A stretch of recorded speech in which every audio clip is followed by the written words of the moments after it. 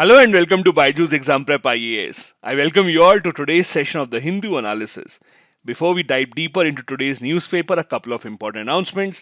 We are bringing to you a new initiative, that is Indian Express this week, in which we will be decoding all the important news articles from the Indian Express throughout the week. Do remember, this will be a series exclusively that will go live on the Byjus Exam Prep app. This will go live on Thursday at 6 p.m. The first class will go live on YouTube as well, but after the first class, from next Thursday onwards at 6 p.m., this will go live only on the Byjus Exam Prep app. So make sure that you do download the app and join us for this live class. Also, there is another new series on YouTube where we will be uploading subject-wise videos of how to prepare for that particular subject. That's a strategy series that we are uploading subject by subject. Yesterday, the video for Indian economy was uploaded, and in the coming few days, you will see the videos being uploaded for each and every subject individually. Do keep a track of our YouTube channel for watching all the other videos of these subjects. Now let's begin with the first article that is actually written by a person who has been working in the field of science for many years, Mr. C.P. Rajendran. He has written that India as a country made a great beginning when we became independent in the field of science. The first few governments gave a major push to science and research in the country. However, unfortunately, we have deviated from that path. Over the past few decades, as per the author, India has actually gone away from developing a scientific temper. In the society that we are living today, more and more people, including the educated and learned people, are believing in misconception, are believing in those things which are not proven by science in any way whatsoever, which is a dangerous sign. Also, it is very ironic. Ironic in the sense that India has made some of the greatest inventions in the history of the world. We have used molecular biology, we have used different applications of science in agriculture, pharmaceutical. We are one of the largest producers of generic medicines in the world. We are the largest producer of the vaccines in the world. And even then, despite all the progress that we have made, if you talk about the scientific temper in the general public in India, that is somewhere lacking as per the author. And that is when we have this as a part of a fundamental duty as well. As you know, the fundamental duties that became a part of the Indian Constitution through the 42nd Amendment 1976 inserted a new article in the Constitution, Article 51A. Amongst the 11 fundamental duties that we have right now, one of them says, it shall be the duty of every citizen of India to develop a scientific temper. Scientific temper means believe in science, be rational, not to believe in superstition, not to believe in issues such as black magic, etc. And the initial few years of India's independence were on the right path, but somewhere down the line we actually went away. The author says that the blame cannot be put just on the general public. The blame has to be taken by the scientists themselves as well. A lot of scientists in India who are at a very high position have not committed themselves to scientific temper. Now, when I say not committed themselves to scientific temper, what does it mean? What they mean to say is, let's say the government initiates a policy which has not been proven by science, or the other way around, the government is not initiating a policy or taking any step which has been proven by science. Then it is the responsibility of the scientists who are sitting at these important positions to actually advise the government to walk on that path. If, as a scientist, you are just being a silent spectator, then you are actually harming the entire scientific community and the country as a whole. He says that the scientists sitting at the very top should have played a much bigger role in the government, the powerful people across the country, not believing in superstition, and in actually making laws that take forward the ideas of scientific temper, but that has not been the case. Unfortunately, in India, we still see a lot of people believing in superstition. We see so many people who are actually regarded as godmen. We see so many people still killing other people in the name of black magic, so on and so forth. The author says it is no surprise that India has not won a Nobel Prize in Science since 1930. So, independent India has not seen any science Nobel Prize winner, which is not a great achievement for a country of our size that has such a proud science history.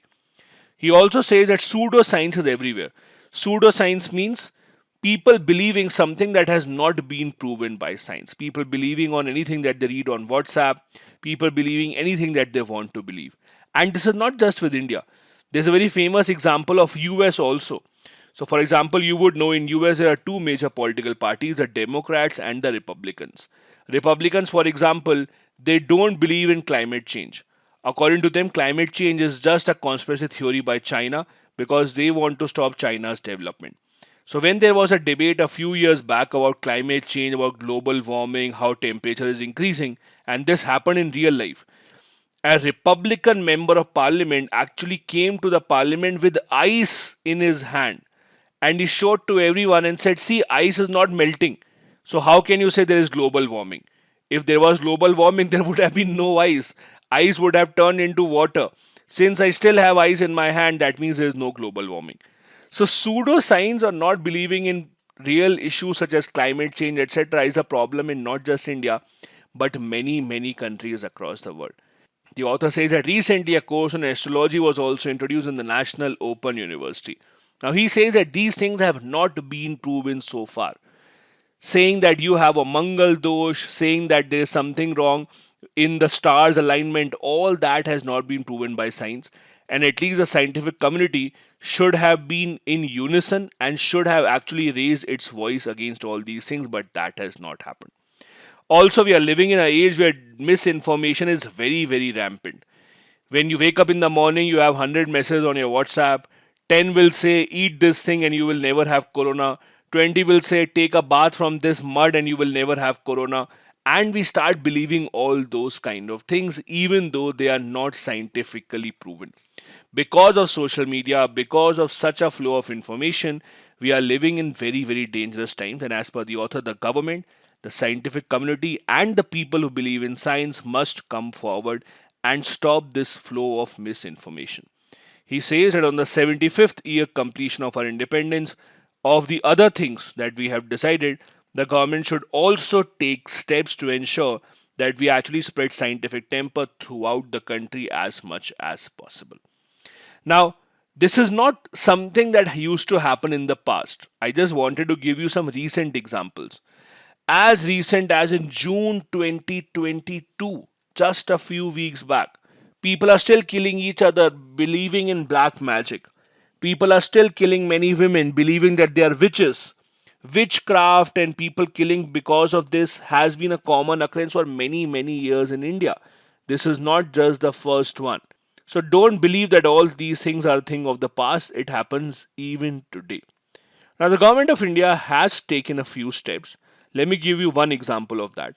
The government of India a few years back started something called the Atal Innovation Mission, under which Atal Tinkering Labs were set up in schools across the country to give a push to curious minds of the students who want to experiment, who want to design something new, who believe in science. For these students, the government wanted to promote a culture of innovation and entrepreneurship. So at least that has been going on from the government side. It also provides grants and aid, one-time establishment cost of rupees 10 lakh and operational expenses also if you actually want to set up these kind of laboratories in the schools. The Atal Innovation Mission also launched something called the Game Development Module, specially launched so that the students can learn to create their own games and believe in science and how technology actually works. On the other hand, one of the reasons why India has been lying way behind is the expenditure that is required on giving a push to science and research in the country in India is much lower as compared to other nations across the world. This is in terms of number, this is not in terms of percentage. As you can see, the expenses in science and research, in those terms, US is way ahead. Then there's China, European Union, Japan, Germany. India, as you can see, is very low in that regard. The next article that we have here talks about the 5G rollout. The author here, who is the Director General of Police, actually is talking about the 5G technology from a different point of view. He's saying that yes, 5G technology is good, it will have many important applications, it will improve the lives of the people, but we must not ignore the fact that it comes with its own set of challenges, especially for the law enforcement. because whenever someone misuses 5G, whenever someone hacks your information, you will at the end of the day go to the law enforcement agencies only. Now, the government of India announced that they will be rolling out 5G technology in India much before the earlier planning. 5G may be launched in India by September 29th. Now, we all know that 5G will improve our efficiency, productivity many folds. It will allow us to use many advanced technologies. Because of its high bandwidth and low latency, it will actually ensure that many complex applications can actually be used. Low latency means, see, latency is very simple. The time period between you actually giving an order and that order being executed, that is latency. For example, you have a TV remote, you press the button to switch on the TV. If the TV takes 1 second to switch on, that is called latency. So latency is 1 second. This time period between you pressing the button and the television switching on should be least. That is what will happen with 5G because it will have much higher speed. Let's take an example from the police point of view. If a police takes a photo of a particular individual, they want to identify that photo from the database that they already have of lakhs and crores of people. They want to identify whether this person is in their records or not. Because it is huge amount of data in the current technology, it will take a lot of time. With 5G, on the other hand, facial recognition or recognition of biometric data, etc., can happen within seconds. So, obviously, it will improve how the police actually works. It will improve the ability of the police to catch criminals through CCTV, number plate recognition, so on and so forth. The police can use it to improve their infrastructure, to improve policing in many areas. However, along with all these good applications come their own set of challenges. For example, you can't just start using 5G on the same infrastructure that you already have. For example, in your house, the mobile phone, the big servers, the routers, the equipment that the police is using, all of that has to be upgraded to be compatible with 5G. That requires a lot of extra funding from the government side. So just by saying that now we have 5G doesn't mean that your life will change automatically. You will have to ensure that all the appliances that you have which are actually using 5G are compatible with 5G. Just having 5G technology automatically will not make any difference. There are other security concerns about 5G, not just in India but throughout the world. As per many experts, 5G is not end-to-end encrypted. Encryption means actually changing your information in such a way that even if a hacker gets hold of your information, they are not able to understand what that is. With 5G, that will become slightly problematic. There are hackers that have much more advanced technology, much more advanced hardware as compared to the countries around the world, especially developing nations. So for them to hack into the 5G networks, to actually get their hands on illegal content will be much easier if the countries around the world don't upgrade their own infrastructure. Apart from that, 5G can also make it easier to hack into the personal devices, and your personal information may also be stolen very easily. 5G, because it's a new kind of a technology, it will have its own challenges. For example, one important application of 5G is Internet of Things. You might be aware of what is Internet of Things. Let me give you an example. Let's assume you have to reach office at 10 a.m. For that, you set an alarm on your phone at 8 a.m. Now, all that you have to do is set your alarm at 8 a.m. Now, your phone automatically will switch on your geyser at 8:15 when you wake up. Your phone automatically will give a signal to, let's say, your toaster oven to prepare your breakfast at 8:30 a.m. Your phone will automatically put your car in switch on mode. Your phone automatically will communicate with your car and it will set the map for your office. The car will start driving itself. If you are stuck in the traffic, you're not on time, then your car will automatically send a message to your office colleagues that you're running late. This is called Internet of Things, where machines can communicate with one another. That will be possible with 5G because it will be much higher bandwidth and much lower latency. Although this is good technology, but the problem with this is when you have so many devices working, when every device knows how you're spending your day, where you are at what point of time, any hacker can actually get hold of any one of these devices and get to know a lot of information about you. So it has its own set of challenges as well. The author here suggests certain ideas of how to fight against these challenges. For example, the police training need to be appropriate. Secondly, training programs focusing on these kind of crimes specifically should be adopted by the police. Telecom companies and the government should also set up 5G crime monitoring task force to identify these kind of crimes. Also, create appropriate regulations to prevent the misuse of 5G technology. Apart from this, police officers must be allowed to access the equipment to track the location of the victims and the criminals of 5G related crimes. And the law enforcement agencies should also identify what kind of crimes are happening and who are the people behind it who are able to perform such crimes. All these things have to be taken into consideration because we don't want a situation where 5G is introduced and people's life changes for the worse and police has no idea how to control all these problems. Now, as I said, the 5G threat is not just a problem in India, it's a problem across the world. And cyber experts across the world actually understand this, and that is why they are worried. A lot of industry experts are still worried that security challenges will increase due to the introduction of the 5G network. There are these different types of attacks that can happen.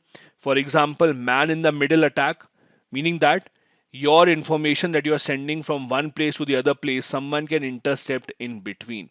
Then there is DOS, denial of service attack. That is, you might want to open up a network, you might want to open up a website, but it will not open, it will give you error time and time again. The smart devices, your smartwatch, your CCTV cameras, etc., may all be hacked because of that.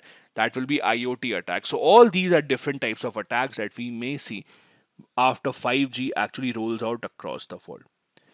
The next article that we have is on the same issue that is being discussed for many days now. That is the decision of the Gujarat government to actually allow remission to the 11 convicts in the Bilkis Bano case.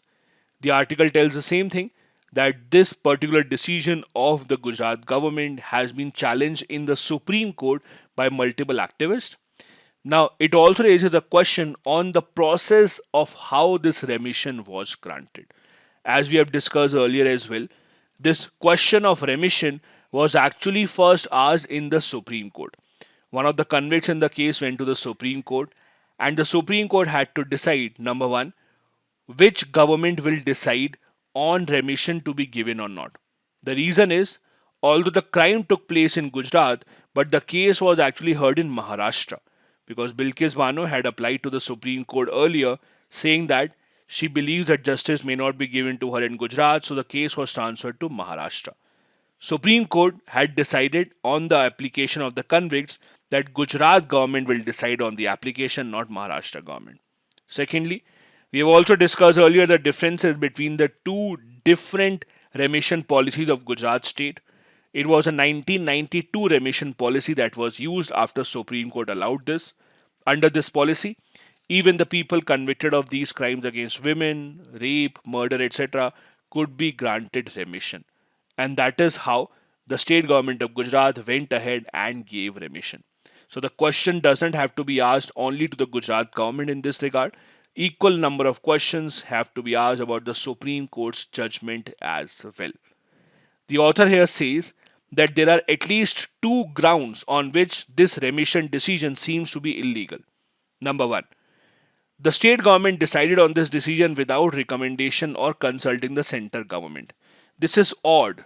The reason is this case was actually investigated by the CBI, and the Code of Criminal Procedure says such a consultation with the center government is mandatory if the case was actually investigated by the CBI. Second, the second reason why this seems to be illegal is that district judge had actually objected to their release, but his point of view was also never taken into consideration. So it does seem that the Gujarat government took the decision without consulting any other stakeholders, and that is why people believe that Supreme Court may overturn this decision, but it remains to be seen what actually happens. Now, this question of remission is not in the news for the first time.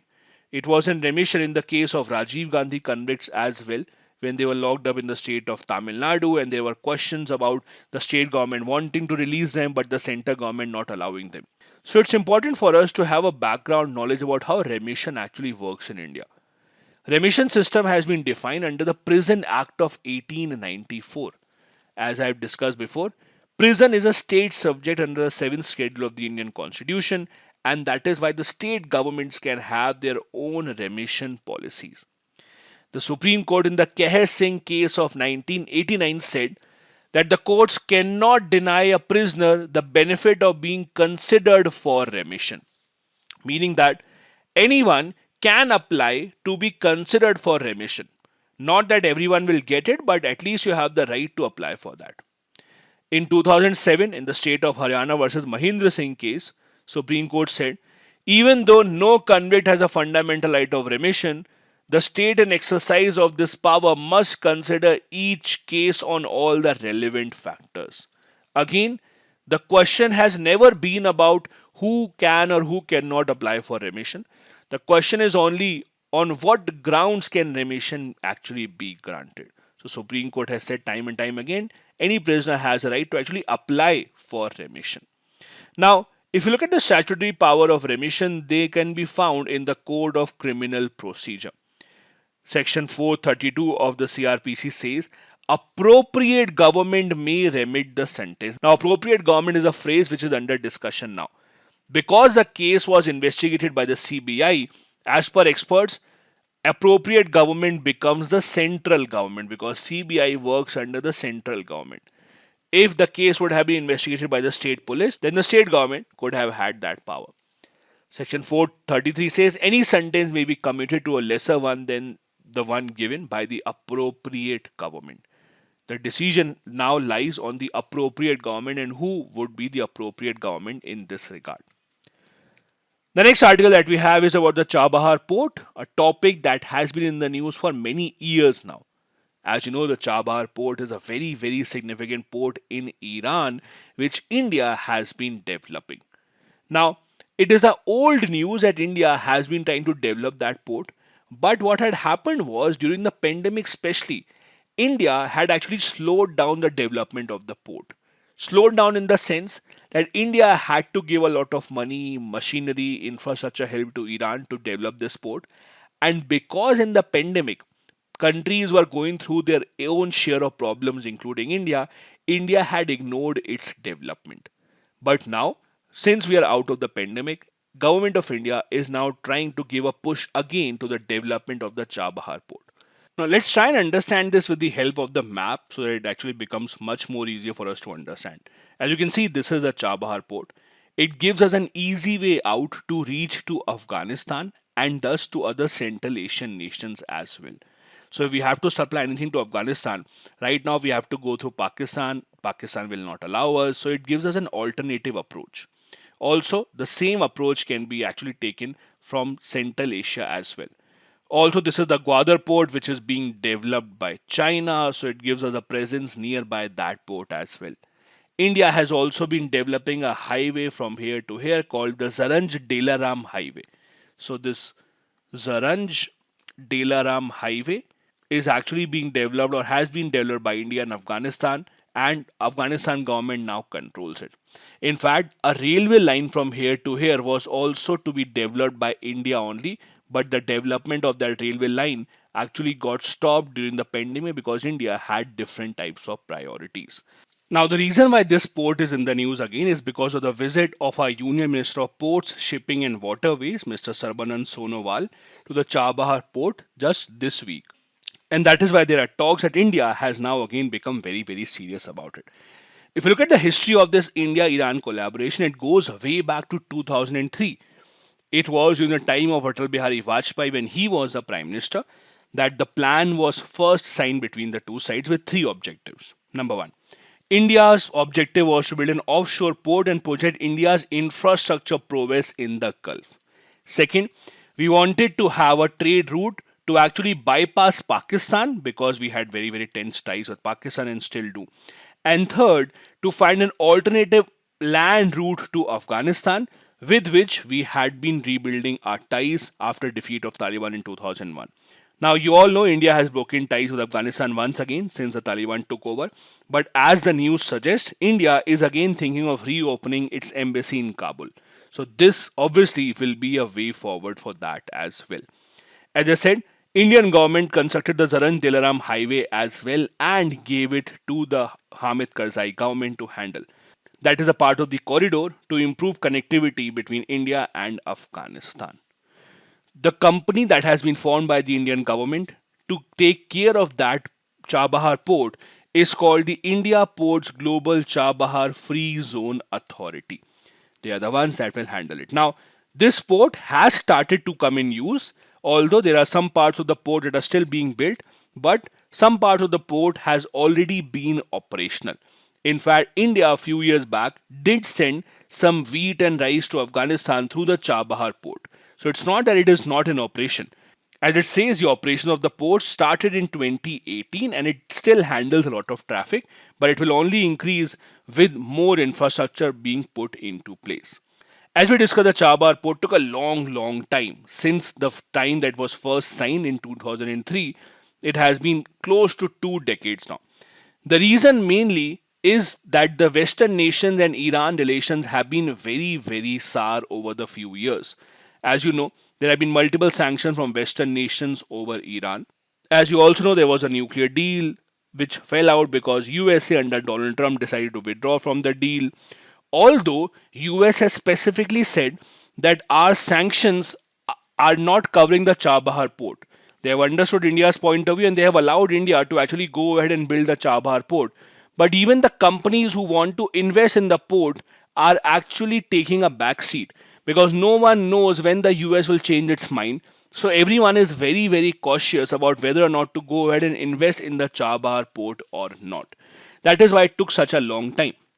Then the pandemic hit. During the pandemic also, the government of India itself was short of finances.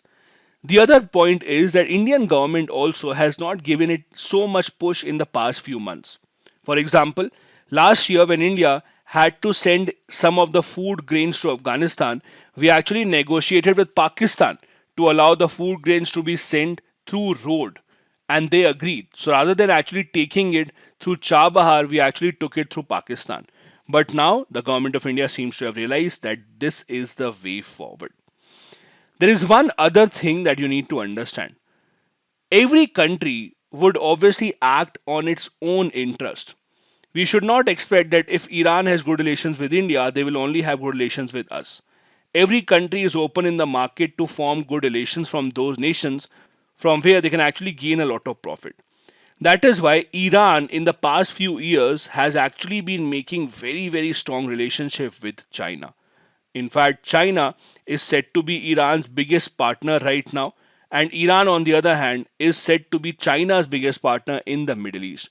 China Iran recently signed a $400 billion deal because at the end of the day, Iran also requires as much money as possible because of the Western sanctions that have been put on Iran. So just because we have good relationship with Iran doesn't mean that it's exclusively for us. Also, it doesn't mean that we can actually use Iran or push Iran to be against China because every country actually works on its own interest. About the railway line, as I said, although Iran started to build the railway line without India's help because of all that delay, at the end of the day, Iran actually asked for India's help once again. The next article that we have here is about the Chinese firms that are under a lot of scrutiny in India. In the past few months, a lot of Chinese firms have seen their offices being raided by different government agencies, the ED, CBI, etc. We saw how Vivo, Xiaomi, Oppo, Huawei, all these firms and their offices were raided by ED for different cases. Mainly the cases were about tax evasion, about how they were sending a lot of money to China and reporting to the Indian government that they are in losses so they can't pay any taxes. Now, although that part is not really important, what is important for us is the shady way in which the hardware companies, especially the telecom hardware companies of China, actually operate. Some of the Chinese telecom companies are the largest companies of their sectors in the entire world. You can talk about Huawei, you can talk about ZTE, Vivo, Xiaomi, all these have offices in India and in many countries across the world. And the problem with all these companies is The way that they actually function and the people who own these companies are very close to the government of China. There have been so many accusations that these companies, whenever they sell a mobile phone, a router, a server, they actually copy the data of Indian users and other countries' users and then they share the same with China. So the identity fraud that these companies actually indulge in is very, very dangerous to many nations across the world. Also, the reason why this happens is because these companies provide their hardware at such a cheap cost, they are actually able to penetrate markets across the world, be it US, UK, Australia, New Zealand, India. Because of these lower prices, these Chinese companies have been able to target all these markets. Now, the countries are realizing this, and one by one, a lot of nations are actually trying to ban all these equipment from the Chinese companies. For example, it started with US. A few years back, US banned Huawei. Huawei is one of the largest telecom equipment providers of the entire world. They said that we will not allow them to function. India also, when the 5G trials were going on, said that we will not allow Huawei telecom products in India. The same happened with ZTE. The problem is there is no alternative for many countries. Either you can buy Chinese products or you can buy products from other nations, which will be almost double the cost. But that is a decision that they have to take.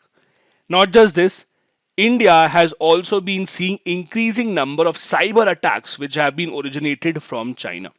In fact, cyber criminals that are backed by China recently targeted Indian vaccine makers Bharat Biotech and Serum Institute of India. Not just the government's websites, they even try to hack companies such as Vodafone, Microsoft, etc. So much so that the Chinese army now has its own unit of cyber security experts that work with the Chinese government, especially to hack into the systems of the other nations. In October 2020, when we were going through the pandemic, if you remember, there was an electricity blackout in entire Mumbai. That was also actually a cyber attack carried out by a Chinese hacker group called Red Echo. All these are issues which are somewhere linked to the Chinese telecom manufacturers distributing and giving their cheap components to nations across the world, including India. As I said, developed nations have now understood this, and US has banned Huawei products a long time back. Now Canada also has gone ahead and banned China's Huawei and ZTE products from its 5G network. India also last year, when the 5G trials were going on, announced that Huawei or ZTE products will not be allowed to actually go ahead and take part in those trials. Now, the Chinese hackers, as I said, have been extremely active in the past few years and have been targeted India's very, very significant infrastructure, including the power infrastructure as well. So what does the government do? How do we stop that? We have something called the CERT-IN, which stands for Computer Emergency Response Team India. This is an organization that works under Ministry of Electronics and Information Technology with the primary objective of securing the Indian cyberspace. So whenever we have any problems of hacking or phishing of government networks, this is the agency whose primary responsibility is to stop those attacks. It analyzes the data from all those incidents. It also prepares the networks in such a way that they become extremely, extremely hard to actually hack into. These are the important articles on the Hindu newspaper today. Now a couple of practice questions. Number one. Despite all the great possibilities of solving many problems, 5G comes with its own set of issues. Critically analyze. Second. Developing scientific temper in the nation requires a big push from the side of the government and the civil society. Elaborate. Both these questions have to be answered within 250 words each. Thank you so much for watching the video.